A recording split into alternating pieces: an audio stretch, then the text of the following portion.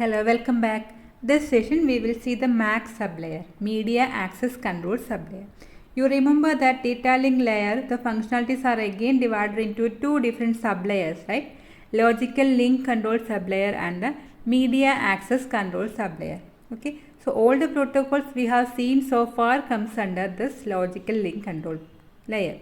Now we will see the different functionalities provided by media access control sublayer. So if we take the entire communication system, let us just take a small part of this entire communication system in which the end system A wants to communicate with end system F. Okay. So if it takes or if you think in the data link layer point of view, the data link layer is always responsible for hop to hop delivery, right? That is, if you take this link as an example, the data links layers in A and B are responsible for the communication through this particular link, right? So whatever sent by A will be reliably delivered to this router B. Okay. So the data link layers in these two machines will have the corresponding error control and flow control mechanism. Like that, this link is made reliable by this router B and E, the corresponding data link layers. And finally, the data received at router E will be reliably delivered to the end machine F by the data link layer inside these two machines, right? And we can see that here all the links are point to point, right? Every link will be connect only two different machines. Okay, that link is always dedicated. Such a configuration is called point to point configuration, right? But you remember there are two different types of configurations. One is point to point and the second one was multi-point configuration. So in case of a logical link control protocol, there is no confusion among the usage of link, right? Always this link is dedicated for the communication between these two. But if we think about the second type of configuration, that is multi-point configuration, the same channel is shared by multiple nodes, right?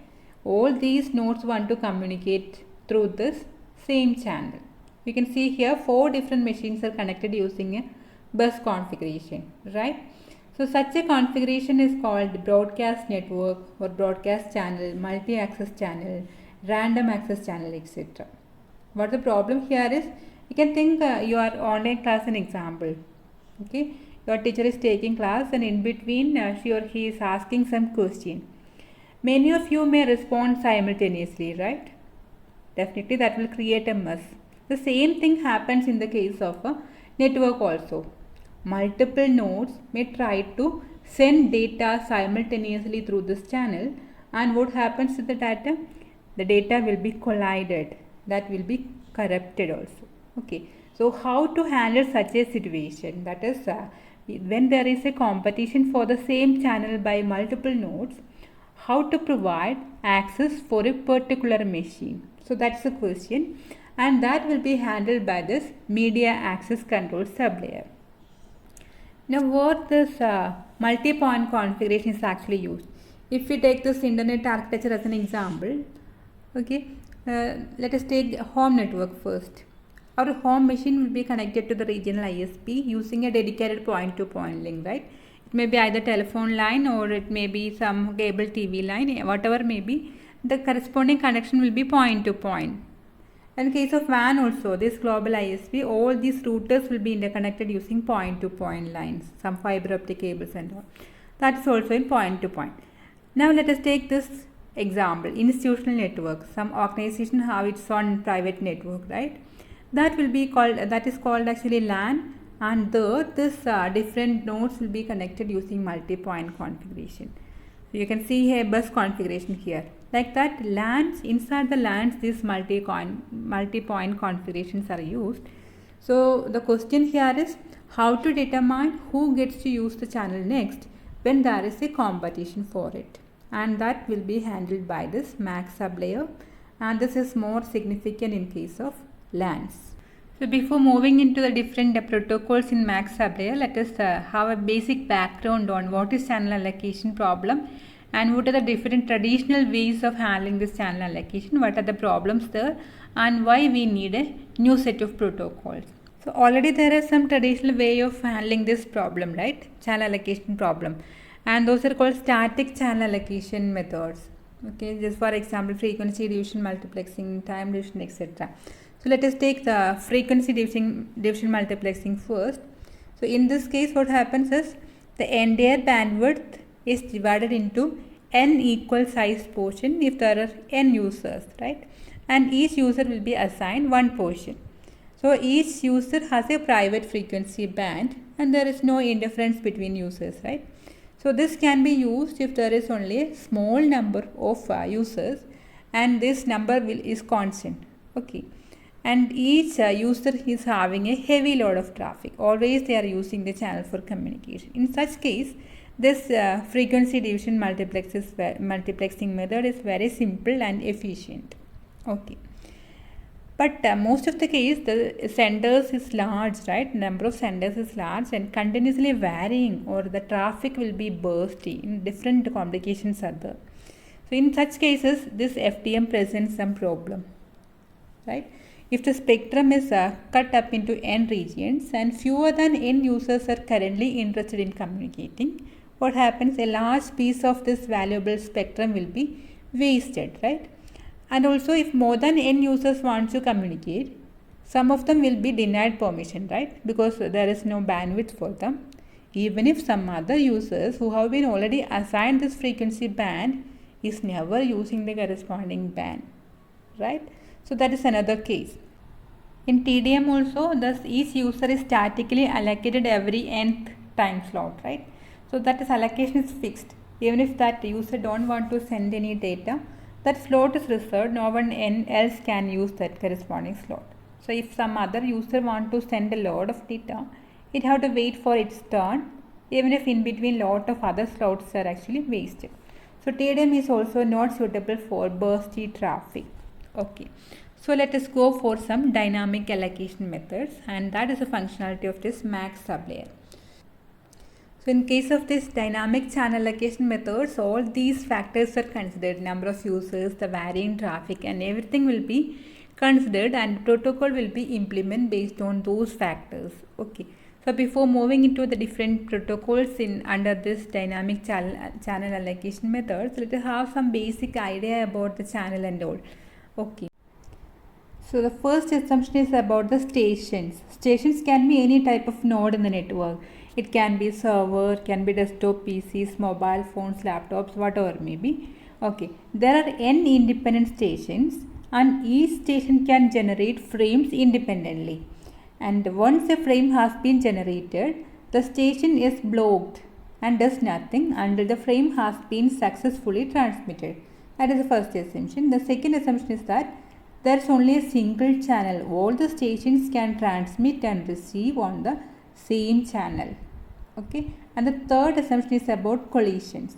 When more than one station try to transmit a frame and they overlap in time, okay, they send almost simultaneously, both of them are garbled and we say that a collision has been occurred. Both frames must be transmitted again and there are no errors other than collision. That is the assumption. And regarding time, there is two different assumptions. Some protocols use this continuous time assumption and some other protocols use this slotted time assumption. Continuous time assumption states that okay, frame transmission can begin at any time. There is no master clock dividing the time into discrete intervals. Any machine which generates a frame can send the data immediately without waiting for a particular clock interval and all. Okay. Time is not divided into discrete intervals. And the second slotted time assumption states that the time is divided into discrete intervals or called slots. Okay. Frame transmissions always begin at the start of a slot. Okay. And a particular slot may contain 0 frames. That means the corresponding channel is idle then, or it may contain 1 frame. That means the corresponding transmission is successful. And if the same slot contains more than 1 frame, that is multiple stations sends data simultaneously in a single slot, definitely the data collision will be there. So this is about time assumption. And next is about carrier sense. Okay, there are also two different assumptions are there. Some protocol assumes that there is no method for carrier sense. Carrier sense means the station would be able to sense the channel, whether there is already some data, whether the channel is busy with the data from some other node. Okay, if there is some mechanism to sense the channel, most of the collisions can be avoided, right? So, but some other protocol don't have any method to sense the channel. So, depending on these two assumptions, two different protocols are there. Okay, so these are the assumptions regarding the different channel allocation methods. Now let us move on to different protocols available for this dynamic channel allocation. A lot of protocols are there for this multiple access, and the first one is the simplest one, that is Aloha, which was introduced by Norman Abramson in 1970. And this Aloha protocol don't have any method to sense the channel. Okay, so definitely there can be a lot of collisions and all. And based on whether the time is continuous or slotted, two types of Aloha there. We can see those in detail. And then we have a set of protocols with carrier sense. Okay, those protocols having some method to sense the channel before sending data. Thereby we can avoid a lot of collisions. That is carrier sense multiple access protocols. Then collision free protocols, limited contention protocols, wavelength division multiple access protocols, and finally we have a set of protocols used in wireless LANs. Okay, so let us start from Aloha system first. And depending on whether the time is continuous or not, we have two different categories of Aloha system. First one is pure Aloha. The time is continuous. Assumption is that any station can send data at any moment. Okay, and the second one is slotted Aloha. Here the time is discrete intervals. Okay, so a machine can send the data only at the starting of a particular slot. Okay, let us start from the basic version, that is pure Aloha. In this case, the time is continuous. That means any user can transmit data whenever they have some data. Okay, they need not wait for any time slot. Okay, and there is no carrier sense. The station is not able to sense the channel, whether there is already some data from other user in the channel. No such provisions are available, so obviously there will be collisions. Okay, and the broadcast property of the channel is allowing them to find out the corresponding data is garbled or not. Broadcast property in the sense data sent by one machine will be received by all the machines in the network, okay, including the sender itself. So sender can find out whether my data is collided, whether my data is garbled, because it receives a copy of the data again, right, by comparing it with the data sent. Okay, and if the corresponding data is destroyed, it will wait for a random amount of time and it will retransmit the data again. And this is the pure Aloha system.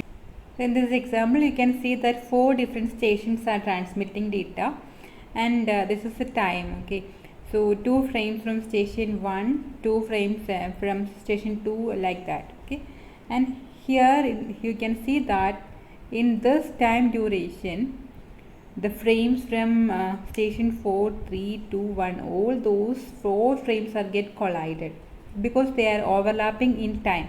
Here also 2 different frames are in collision. Okay, so if 2 different stations try to send data in an overlapping time manner, definitely there will be collision. And the thing is that if the first bit of a new frame overlaps with just the last bit of the frame almost finished, then also both frame will be totally destroyed, right, and both will have to be retransmitted later. So bad is always bad. That is the case here. Even if only single bit of one frame is corrupted, and a frame have to be retransmitted again. So what's the efficiency of such a system, right? Almost all the frames maybe get collided. So let us transmit this frame. Okay, this blue color frame numbered A. Okay, so during the transmission of this frame, no other frame should be transmitted. Then only it can be successfully transmitted, right? Okay, so we have to find out which is the time duration in which no other frame should be there for a successful transmission of this frame. Okay, so this is the starting of this frame, and this is the ending of this frame, t plus frame time. Okay, and we have one more frame time here. Okay, just previous frame time. Since the time is continuous in case of pure Aloha, any station can send data at any moment, right? So if a particular station start transmitting frame at this point, no problem, it will end up at this point, right?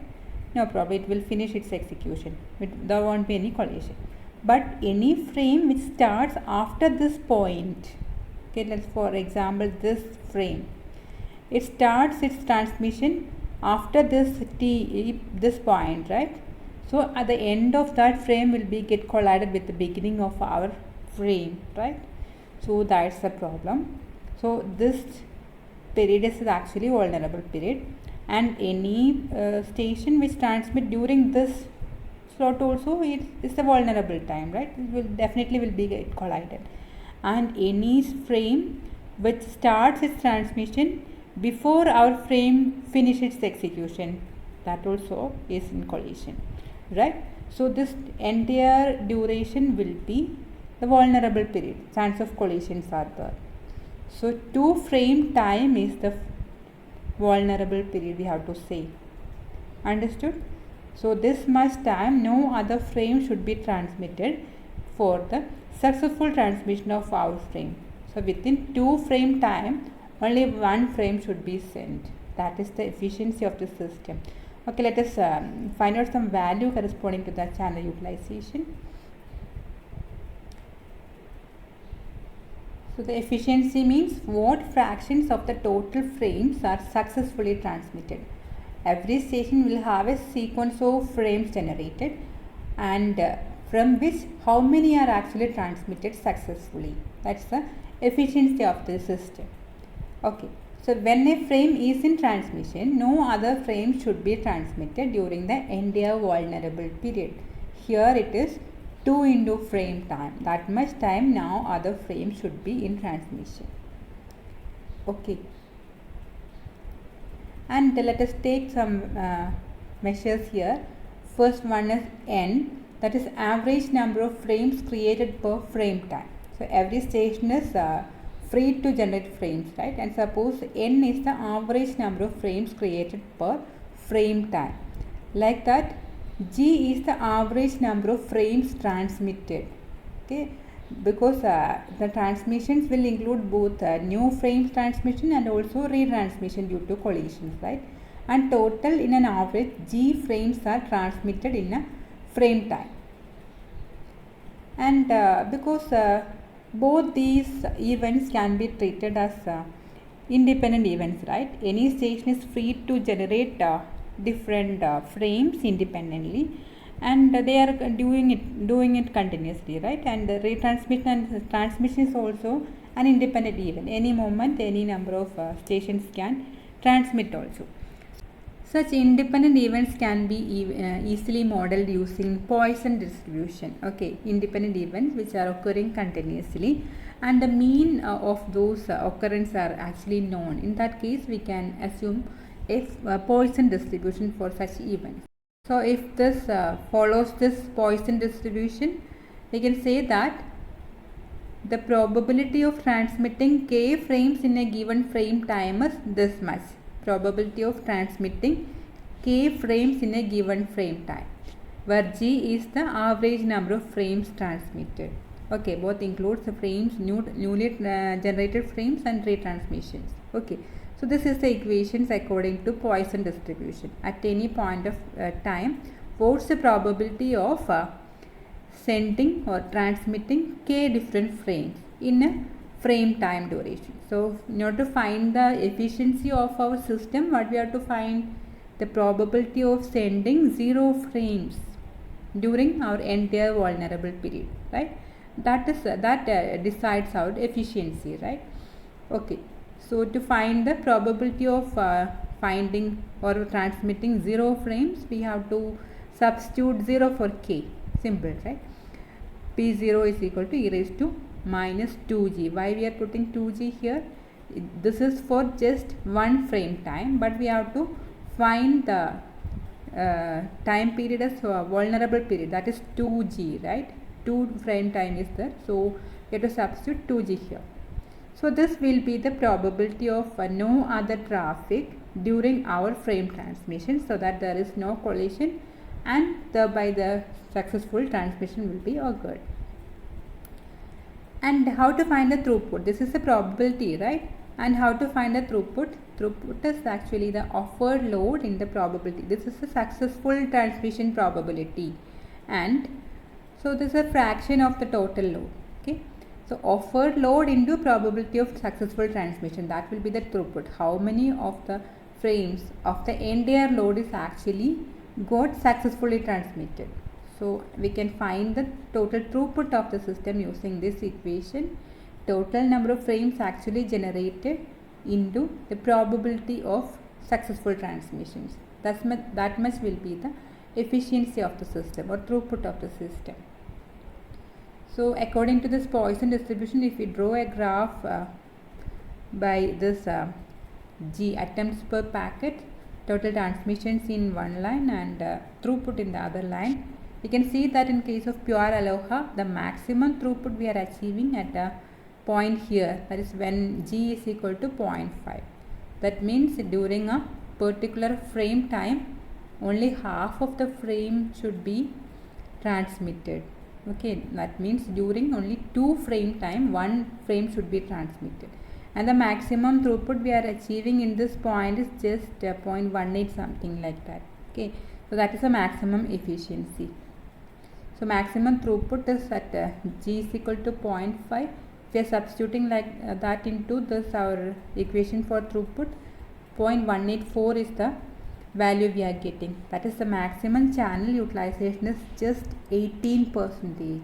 Okay, so if you are sending 100 frames, only 18 will be successfully transmitted. All other 82 will be just garbled. Okay, so this is the efficiency of pure Aloha. So definitely we have to go for some other method to improve the efficiency, right? So the slight modification of this pure Aloha is the slotted Aloha. In the case of slotted Aloha, the modification is that time is slotted. Okay, time will be divided into discrete intervals. That means a particular sender can send the frame only at the beginning of a next slot. Whereas in case of pure Aloha, it can send at any moment, right? Here, after generating the frame, you have to wait until the next slot. So here you can see that all the 4 stations have some frames. Frame 1 is sent at the beginning of the first slot, and station 3 and 2 and 3 send data at the second slot. This will be collided. Here these 2 frames will be collided like that. Anyway, number of collisions can be reduced because there's a time restriction, right, where to start the corresponding transmission. So what's the vulnerable period in the case of slotted Aloha? That particular frame time, right? Any other frame sending at the same slot will be collided. No other slot will be overlapped in time. Okay, so the vulnerable period is just a frame time here. So definitely the efficiency will be doubled, right? Yeah, we can see in the figure also G is equal to 1, that is a peak point of this efficiency, and we are getting a efficiency of 0.36 and all, right? That means we are getting the maximum efficiency when G is equal to 1. That means at a frame time only one frame is transmitted, that frame will be transmitted without collision, right? So that is the maximum efficiency, and the efficiency we are achieving is 37%. Okay. In case of this Aloha system, the collisions are mostly because of there is no way to sense the channel before sending a data, right? So if we introduce this carrier sense, we can further reduce the collisions, and we will see such protocols in the next sessions. Thank you.